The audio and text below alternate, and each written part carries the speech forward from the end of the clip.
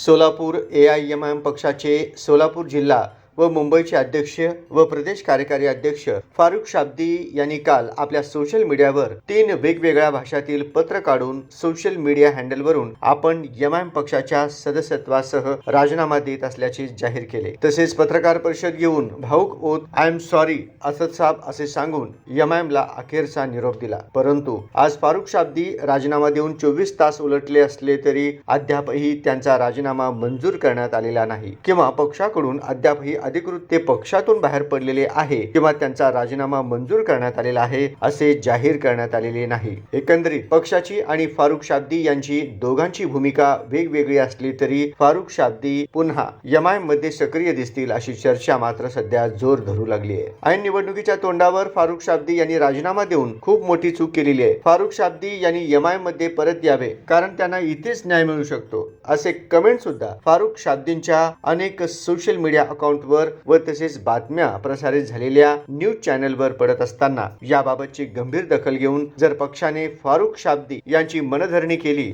तर काही दिवसातच पुन्हा फारुख शाब्दी हे एमआयएम मध्ये दिसणार अशी मात्र चर्चा आता जोर धरू लागली आहे। काल सायंकाळी पासून ते आजपर्यंत सर्व न्यूज चॅनल तसेच सोशल मीडियावर फारुख शाब्दी यांच्या राजीनाम्याची चर्चा सुरू आहे। या चर्चेला आता पूर्ण विराम लागून फारुख शाब्दी हे एमआयएम मध्ये सक्रिय होतील ही बातमी पाहण्यासाठी अनेक लोक उत्सुक आहेत। येणाऱ्या काळात फारुख शाब्दी आणि एमआयएम पक्ष काय भूमिका घेत आहेत हे पाहणे मात्र महत्त्वाचे ठरणार आहे। पाहत रहा लोकप्रहार न्यूज।